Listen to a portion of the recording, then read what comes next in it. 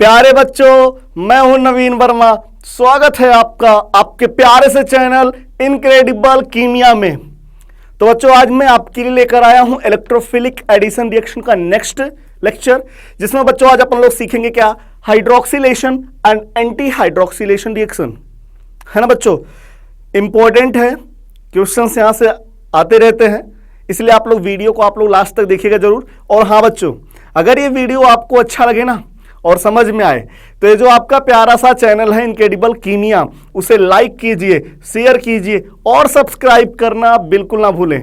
ठीक है बच्चों, चलिए स्टार्ट करते हैं। Hydroxylation and anti hydroxylation reaction, क्या सही है बात? Yes sir. तो देखिएगा बच्चों, जब एल्कीन का हाइड्रोक्सिलेशन या एंटी हाइड्रोक्सिलेशन रिएक्शन कराते हैं ना, हाँ सर, तो बच्चों वहां पे क्या करेंगे, डबल बॉन्ड हटाएंगे एल्कीन का, हाँ, और दोनों कार्बन के ऊपर OH लगा देंगे, बस, और कुछ करना नहीं है।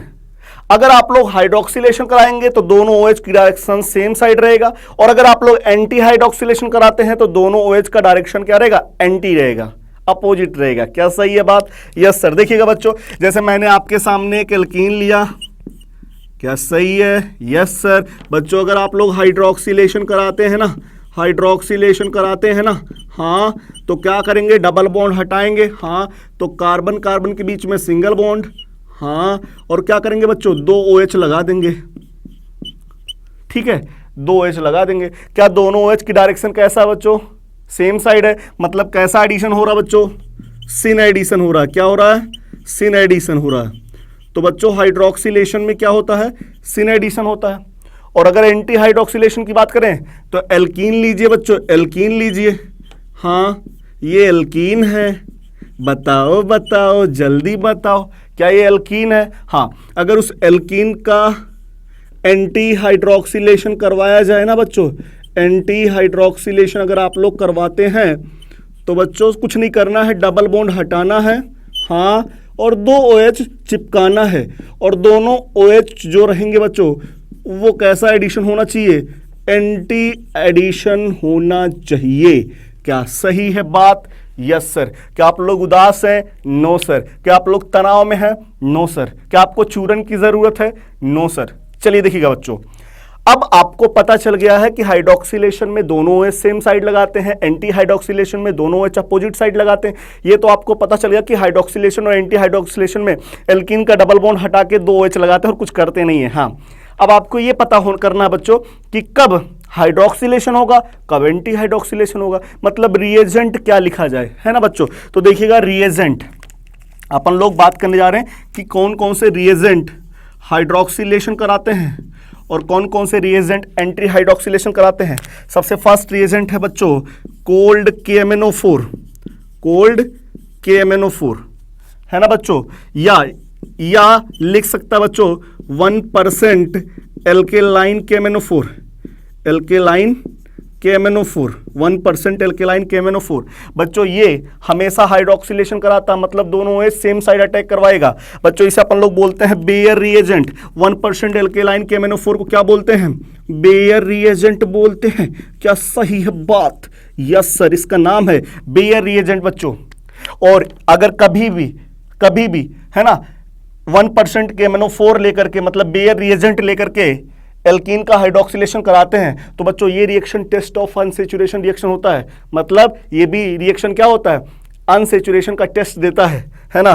तो Baeyer reagent gives test of unsaturation, क्या देता बच्चों, टेस्ट ऑफ अनसेचुरेशन देता है बेयर रिएजेंट भी। सही है। हाँ, क्या होता बच्चों, देखिएगा, शुरुआत में KMnO4 का कलर कैसा होता है, जब रिएक्शन नहीं किया था, पिंक कलर, गुलाबी गुलाबी। शुरुआत में KMnO4 का कलर क्या था, पिंक था। हाँ, जब एल्कीन के साथ रिएक्शन कराते हैं ना बच्चों, एल्कीन के साथ रिएक्शन कराते हैं, हाँ, तो प्रोडक्ट बनेगा, हाँ, और बच्चों प्रोडक्ट के साथ साथ वहां पे MnO2 बनता है। क्या बनता है? MnO2। उसका कलर कैसा हो जाता है बच्चों, ब्राउन कलर हो जाता है। कैसा हो जाता है? ब्राउन कलर, मतलब पिंक से ब्राउन कलर हो जाएगा। अगर रिएक्शन हुआ तो ब्राउन कलर होगा, नहीं हुआ तो ब्राउन कलर नहीं बनेगा। एल्कीन, एल्काइन, एल्काडाइन, मतलब अनसेचुरेटेड कंपाउंड रिएक्शन करके KMnO4 का कलर पिंक से ब्राउन कर देते हैं, लेकिन बच्चों जो अनसेचुरेटेड कंपाउंड नहीं है, सेचुरेटेड है बच्चों, वो ये रिएक्शन नहीं कर पाएंगे। क्या पिंक से ब्राउन कलर कर पाएंगे क्या? No sir. तो बताइए क्या टेस्ट ऑफ अनसेचुरेशन देंगे क्या? No sir. क्या आप लोग पता चल गया क्या बेयर रिएजेंट भी टेस्ट ऑफ अनसेचुरेशन देता है? हाँ, Br2CCl4, Br2 water, Br2 acetic acid, Baeyer reagent, ये सब टेस्ट ऑफ अनसेचुरेशन देते हैं। ठीक है, कौन सा कंपाउंड सेचुरेटेड है, कौन सा कंपाउंड अनसेचुरेटेड है, पहचान करवा देंगे। क्या सही है? हाँ। दूसरा रिएजेंट कौन है बच्चों? दूसरा रिएजेंट कौन है? दूसरा रिएजेंट है ऑस्मियम टेट्रा ऑक्साइड, OSO4, है ना बच्चों। इसके साथ ले लीजिए बच्चों क्या? पिरिडीन। क्या? Pyridine, OSO4 pyridine. और इसके साथ और भी रहता है बच्चों, और भी लिया जाता है, ये मत सोचिए खाली इतने रहता है, नहीं, सोडियम बाइसल्फाइड और वाटर भी रहता है बच्चों रिएक्शन में, है ना। तो पहले OSO4 रिएक्शन करेगा तो जो भी प्रोडक्ट बनेगा, फिर उस प्रोडक्ट को सोडियम बाइसल्फाइड और वाटर से पास कराते हैं, तब जाकर के 2 OH आएगा बच्चों। मतलब बीच में ये इंटरमीडिएट बनाएगा, ये OSO4 जाकर के डायरेक्ट एल्कीन से जुड़ा रहता है, फिर जब इसको पास कराते हैं तब जाके डाइऑल का फॉर्मेशन होता है। तो ये क्या है बच्चों? डाइऑल है, 2 OH फंक्शनल ग्रुप जुड़ा है बच्चों। ठीक है, तो OSO4 पिरिडीन, सोडियम बाइसल्फाइड और वाटर लेते हैं, ठीक, या सोडियम सल्फाइड भी ले सकते हैं। थर्ड वाला क्या ले सकते हैं बच्चों? OSO4 और H2O2। ठीक है, ज्यादातर बच्चों इस टाइम ये नहीं लेते हैं, OSO4 पिरिडीन ना लेकर के OSO4 H2O2 लेते हैं बच्चों। ये लेते हैं क्यों? क्योंकि OSO4 पिरिडीन बच्चों ये थोड़ा सा टॉक्सिक होता है ना, इसलिए आजकल OSO4 H2O2 लिए जाते हैं, क्योंकि रिएक्शन में, और ये रिएक्शन बच्चों स्लो होता है, जबकि H2O2 बच्चों कैटलिस्ट की तरीके से बिहेव करके रेट ऑफ रिएक्शन को इंक्रीज कर देता है, इसलिए आजकल OSO4 और H2O2 का यूज किया जाता है। क्या सही है? और चौथा रिएजेंट और भी एक रिएजेंट और है बच्चों, क्या है? क्या है? K2CrO4 पोटेशियम क्रोमेट और हाइड्रोलिसिस कराइए बच्चों, H2OH+। ठीक है बच्चों, तो बच्चों पोटेशियम क्रोमेट और वाटर लेंगे तब भी वहां पे क्या होगा? सिन एडिशन होगा। क्या सही है बात? हाँ। तो आपको पता चल गया कौन कौन सा रिएजेंट हाइड्रोक्सिलेशन कराते हैं। कौन कौन सा बच्चों? Bear reagent. बेयर रिएजेंट क्या होता है? 1% एल्केलाइन KMnO4। हाँ बच्चों, कोल्ड KMnO4 उसी को बोल सकते हैं। हाँ। और दूसरा होता है OSO4 पिरिडीन, सोडियम बाइसल्फाइड और वाटर। हाँ। तीसरा होता है OSO4 और H2O2। हाँ। या K2CrO4 पोटेशियम क्रोमेट और वाटर ले लीजिए। ये सब क्या करवाते बच्चों? हाइड्रोक्सिलेशन, मतलब दोनों OH क्या कराएंगे? सेम डायरेक्शन में सिन एडिशन करवाएंगे। क्या सही है बात? हाँ सर। अब हम लोग देखने जा रहे बच्चों एंटी हाइड्रोक्सिलेशन कौन कौन से रिएजेंट कराते हैं। सबसे फर्स्ट बच्चों, कभी भी कोई परऑक्सी एसिड दे दिया जाए, सबसे फर्स्ट वाले रिएजेंट क्या है? परऑक्सी एसिड। हमेशा परऑक्सी एसिड ना बच्चों क्या करवाते हैं? Anti hydroxylation. जैसे इसमें सबसे फर्स्ट मैं ले लूं, जैसे HCOOH। सर इसमें तो 3 ऑक्सीजन है ना सर? हाँ, 2 ऑक्सीजन होता तो फॉर्मिक एसिड होता, 1 ऑक्सीजन एक्स्ट्रा आ गया बच्चों, तो इसी को बोलेंगे परऑक्सी, है ना। इसका नाम है परऑक्सी फॉर्मिक एसिड या परऑक्सी पर मेथिनोइक एसिड। चाहे पर लगाइए चाहे परऑक्सी लगाइए, है ना बच्चों। तो ये क्या है? पर फॉर्मिक एसिड या परऑक्सी फॉर्मिक एसिड। सेकेंड बच्चों दूसरा आप ले सकते हैं, या आप लोग ले सकते हैं पर बेंजोइक एसिड। क्या?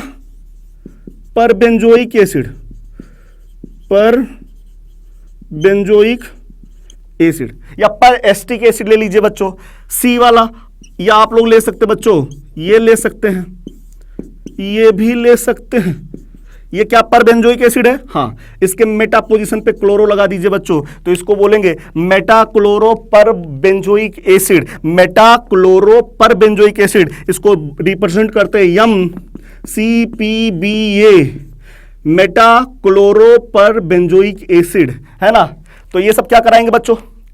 एंटी एडिशन, है ना। या आप लोग बच्चों HCOOH परऑक्सी फॉर्मिक एसिड के साथ H2O2 ले लीजिए बच्चों, H2O2 ले लीजिए, तब भी ये लोग क्या कराएंगे बच्चों? Anti hydroxylation. तो ये परऑक्सी एसिड कभी भी लिया जाए ना, एल्कीन का रिएक्शन कभी भी परऑक्सी एसिड के साथ कराया जाए ना बच्चों, और वहां पे वाटर लेगा जरूर, वाटर भी लेगा, तब जाकर के 2 OH एंटी डायरेक्शन में लगा दीजिएगा। अगर वाटर नहीं लेता बच्चों तो अभी क्या बनेगा प्रोडक्ट? सिर्फ अगर ये रिएजेंट लेता है तब प्रोडक्ट क्या बनेगा अभी बताऊंगा आपको। क्या सही है बात? हाँ। सेकेंड केस बच्चों आप लोग ले सकते हैं, या CO2 सेलेनियम ऑक्साइड H2O2 के साथ। ठीक बच्चों, हाँ। थर्ड आप लोग ले सकते बच्चों Ag2O H3O, सिल्वर ऑक्साइड ले सकते बच्चों, और हाइड्रोलिसिस करवाएंगे, 2 OH अपोजिट साइड में लगा देंगे। सही है। फोर्थ वाला कंडीशन बच्चों MMPP in C2H5OH, MMPP in ethanol, इसका नाम है मैग्नीशियम मोनोपरॉक्सीथैलेट। क्या नाम है बच्चों? मैग्नीशियम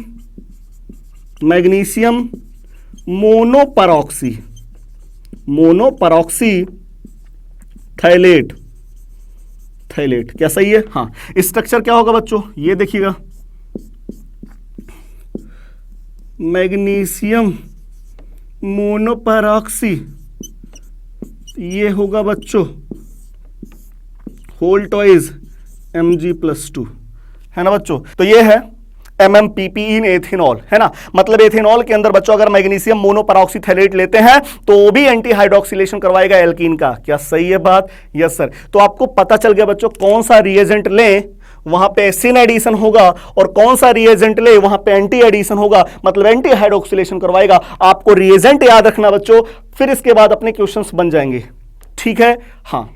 अब अपन लोग देखने जा रहे हैं कि आपने सर बताया कि परॉक्सी एसिड के साथ वाटर लेंगे। हाँ सर, अगर परॉक्सी एसिड के साथ वाटर ना दे तो प्रोडक्ट क्या बनेगा, ये हमको बता दीजिए। ठीक, और फिर इसके बाद क्वेश्चन कर लेते हैं ताकि अपने कॉन्सेप्ट ढंग से क्लियर हो जाए। क्या सही है बात? Yes sir. चलिए देखिएगा बच्चों, हम लोग एंटी हाइड्रोक्सिलेशन करवाने जा रहे हैं किसके प्रेजेंट में? In the present of peroxy acid, है ना। देखिएगा, जैसे मैं आपके सामने एक एल्कीन लिया RCH डबल बॉन्ड CH2, ठीक। हाँ, उसके ऊपर बच्चों मैंने लिखा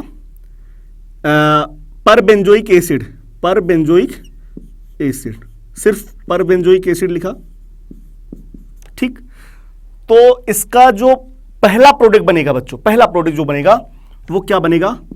RCH single bond CH2 oxygen, है ना बच्चों। हाँ, साइक्लिक ईथर का फॉर्मेशन हो रहा है, cyclic ether.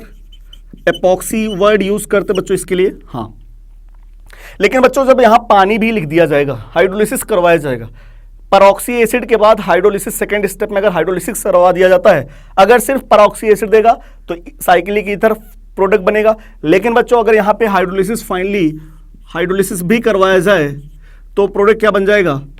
RCHOH CH2OH, 2 OH anti addition करवा दिया, है ना बच्चों।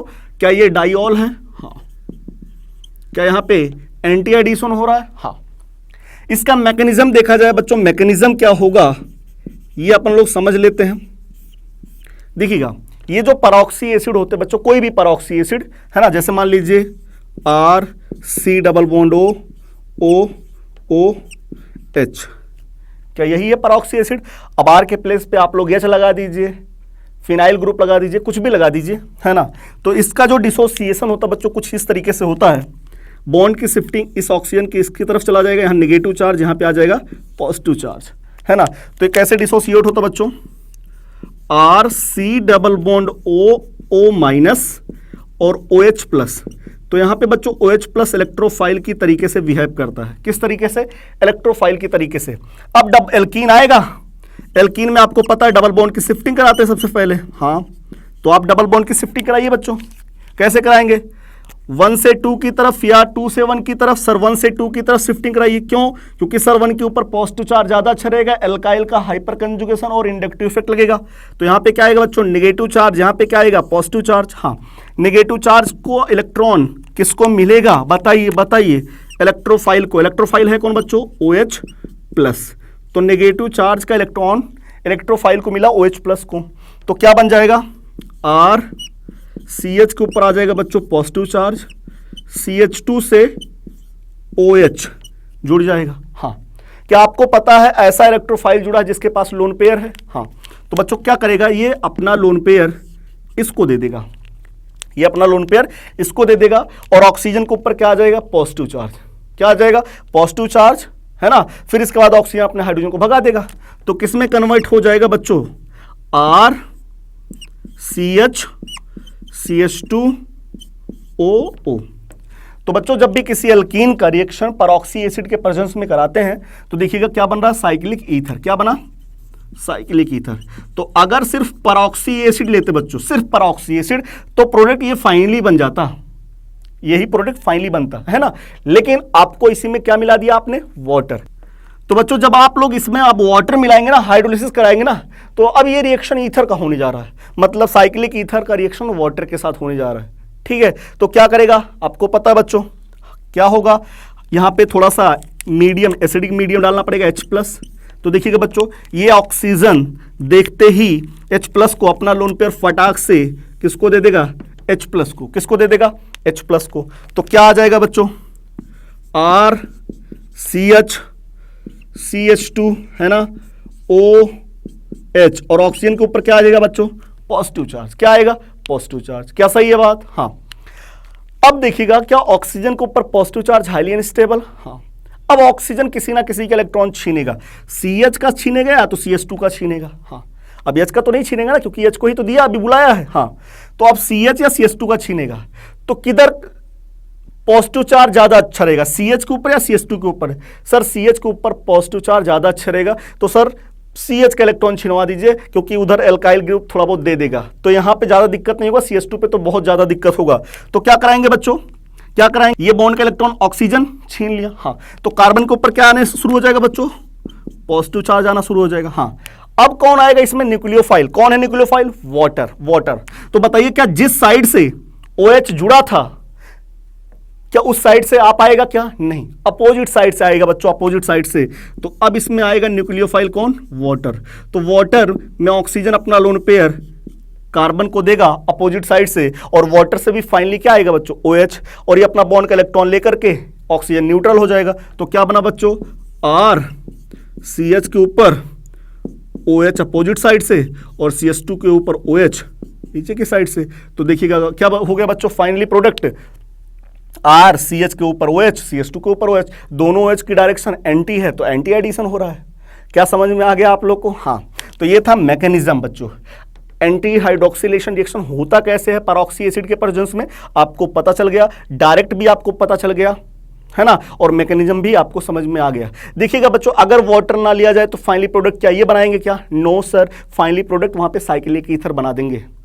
ठीक है, हाँ। अब बच्चों मैं आपके सामने कुछ क्वेश्चंस लेकर आ रहा हूं, चलिए उस क्वेश्चन को कर लें ताकि अपने कॉन्सेप्ट और ढंग से क्लियर हो जाए। ठीक है, हाँ सर, चलिए स्टार्ट करते हैं क्वेश्चन। चलिए देखिएगा बच्चों, फर्स्ट क्वेश्चन आपके सामने एक एल्कीन दिया,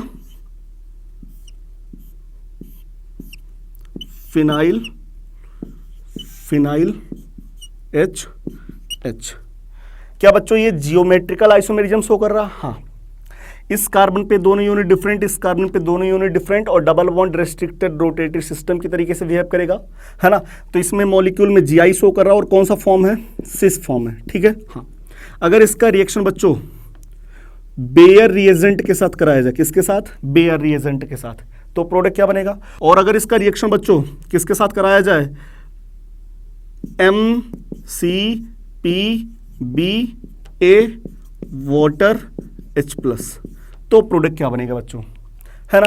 तो आपको पता है कुछ नहीं करते, सिर्फ 2H लगाते हैं। बताइए बच्चों बेयर रिएजेंट हाइड्रोक्सिलेशन या एंटी हाइड्रोक्सिलेशन, हाइड्रोक्सिलेशन क्या करवाएगा बच्चों, हाइड्रोक्सिलेशन करवाएंगे, है ना, हाँ।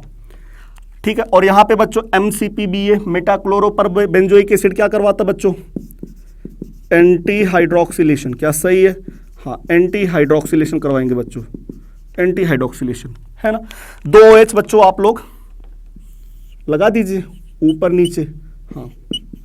अब बताइए बच्चों क्या जब हाइड्रोक्सिलेशन होता तो वहां पे क्या होता, सिन एडिशन, हाँ।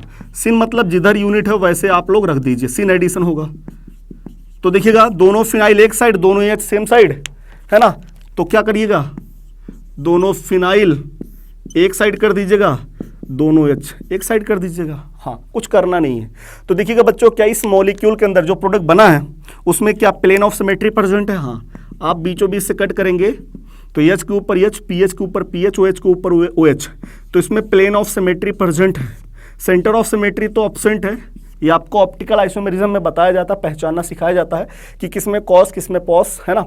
तो अगर किसी भी मॉलिक्यूल के अंदर बच्चों कायरल कार्बन है, हाँ, और या तो प्लेन ऑफ सिमेट्री या तो सेंटर ऑफ सिमेट्री कुछ भी प्रेजेंट है ना, तो बच्चों वो कंपाउंड मीजो कंपाउंड होता है। तो ये कंपाउंड कैसा है? मीजो कंपाउंड है।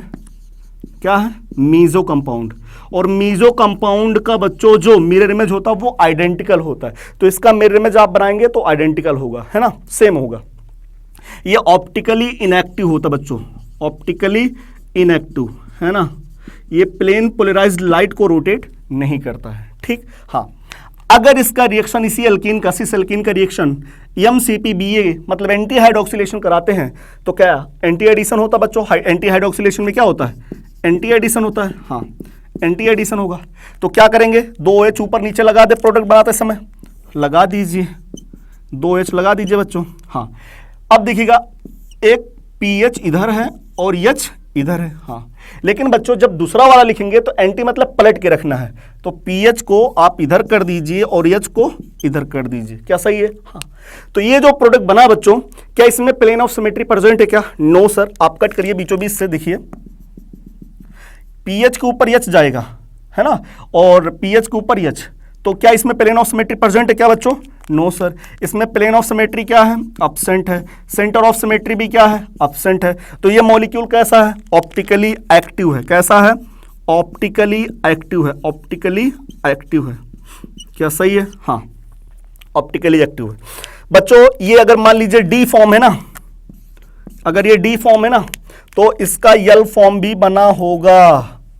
डी बना है तो यल भी बना होगा, मतलब 50% डी 50% यल। तो प्रोडक्ट क्या बच्चों? प्रोडक्ट क्या बना होगा? रेज़मिक मिक्सचर प्रोडक्ट बना होगा। प्रोडक्ट रेज़मिक मिक्सचर बना होगा, मतलब डी और यल दोनों 50-50% बने हैं। Equimolar solution of D and L is known as racemic mixture. और रेज़मिक मिक्सचर क्या होता है बच्चों? ऑप्टिकली इनएक्टिव होता है। लेकिन सिर्फ ये कंपाउंड पूछा जाता है तो ऑप्टिकली एक्टिव है। डी ऑप्टिकली एक्टिव होता है, यल ऑप्टिकली एक्टिव होता है। लेकिन जब डी और यल दोनों को बराबर बराबर मिला के सोल्यूशन तैयार कर दिया जाए तो रेज़मिक मिक्सचर हो जाएगा, और वो क्या हो जाएगा बच्चों? ऑप्टिकली इनएक्टिव हो जाएगा। मतलब जितना डी घुमाएगा राइट साइड में, उतना यल वाला फिर से अपोजिट में ले आएगा। तो क्या लाइट घूमा? क्या लाइट को घुमाया क्या कंपाउंड? No sir. तो बताइए क्या रहेगा बच्चों? ऑप्टिकली इनएक्टिव रहेगा। रेज़मिक मिक्सचर यहाँ पे प्रोडक्ट फॉर्मेशन होगा। क्या सही है? हाँ, चलिए अगला कंपाउंड देखते बच्चों। अगला कंपाउंड है, जैसे मैं आपके सामने एक एल्कीन लिया, हाँ, इसका रिएक्शन बच्चों, इसका रिएक्शन K2CrO4 पोटेशियम क्रोमेट और हाइड्रोलिसिस कराया H2OH+, है ना। हाँ, और एक बार बच्चों मैंने इसका रिएक्शन करवाया किसके साथ? Ag2O H2OH+। तो देखिएगा बच्चों, K2CrO4 हाइड्रोक्सिलेशन, सिन एडिशन, क्या? Syn addition, 2 OH same side लगा दें। Ag2O anti hydroxylation, anti addition, anti addition. क्या सही है? हाँ, डबल बॉन्ड की शिफ्टिंग चाहिए, इधर डबल बॉन्ड हटाइए, 2 OH लगाइए, कुछ करना नहीं है। कार्बोकेटाइन रिएरेंजमेंट कुछ नहीं होता नहीं है बच्चों इसमें। तो क्या बनेगा बच्चों? 2 OH सेम साइड, या तो दोनों OH बाहर रहेंगे, है ना, या तो दोनों OH क्या रहेंगे बच्चों? अंदर रहेंगे डैश पे। क्या सही है? हाँ, ठीक बच्चों। हाँ, अगर देखिएगा इसमें देखिएगा एंटी एडिशन कराना है, मतलब एक OH बाहर, एक OH अंदर, एक OH बाहर, एक OH अंदर। सही है बात? हाँ, तो देखिएगा बच्चों, इसमें प्लेन ऑफ सिमेट्री प्रेजेंट है मॉलिक्यूल के अंदर। कट करेंगे बीचों बीच से, OH के ऊपर OH, दोनों OH ऐसे बाहर रहेंगे तो OH के सामने OH दिखाई पड़ जाएगा, है ना। तो बच्चों ये मीजो कंपाउंड है। क्या है? मीजो कंपाउंड है। कैसा है? मीजो कंपाउंड है। और ये वाला कंपाउंड क्या है बच्चों? क्या है? रेज़मिक मिक्सचर बनेगा प्रोडक्ट। क्या बनेगा? रेज़मिक मिक्सचर बनेगा, मतलब ये डी होगा या तो यल होगा। ठीक है, ये ऑप्टिकली एक्टिव है और ये ऑप्टिकली इनएक्टिव है। क्या सही है बात? हाँ, क्या आपको समझ में आया हाइड्रोक्सिलेशन और एंटी हाइड्रोक्सिलेशन? हाँ सर, हमको समझ में आ गया सर। मतलब कुछ करना नहीं होता है, एल्कीन का डबल बॉन्ड हटा के 2 OH लगाते हैं। अगर हाइड्रोक्सिलेशन वाला रिएजेंट लिखा है तो दोनों OH सेम साइड लगाएंगे, और एंटी हाइड्रोक्सिलेशन रिएक्शन लिखा है तो सर दोनों OH अपोजिट साइड लगाएंगे, है ना। हाँ सर, अगर पेरोक्सी एसिड दिया है और वहाँ पे वाटर हाइड्रोलिसिस नहीं करवाया है तो वहाँ पे साइक्लिक ईथर बना देंगे। अगर हाइड्रोलिसिस भी वहाँ पे वाटर भी दे दिया है तो प्रोडक्ट फाइनली 2 OH लगा देंगे। हाँ, सर हमको ये भी पता चल गया कि कब प्रोडक्ट मीजो कंपाउंड बनेगा और कब रेजिन मिक्सचर बनेगा। सर आपने ट्रिक भी बताया था, टैम ने TSR ट्रिक लगाई और कसम खाई कि वह कभी कार में नहीं बैठेगा। सर इस ट्रिक से भी हम लोग फॉलो कर सकते हैं क्या? बिल्कुल प्रोडक्ट बन जाएगा, है ना। लेकिन तब जब एल्कीन में R और R डैश, मतलब देखिएगा जैसे ये एल्कीन है, ये एल्कीन है, R और R डैश, ये जो R और R डैश बच्चों ये सेम रहेंगे तब आपका प्रोडक्ट सही बनेगा, नहीं तो ट्रिक फेल हो जाएगा बच्चों। ठीक है, हाँ। तो बच्चों मुझे लगता है ये वीडियो आपको समझ में आया होगा और अच्छा भी लगा होगा, हाँ। और अगर ये वीडियो आपको अच्छा लगा है तो ये जो आपका प्यारा सा चैनल है इनक्रेडिबल कीमिया, उसे लाइक कीजिए, शेयर कीजिए और सब्सक्राइब करना बिल्कुल ना भूलें। ओके बच्चों, बाय।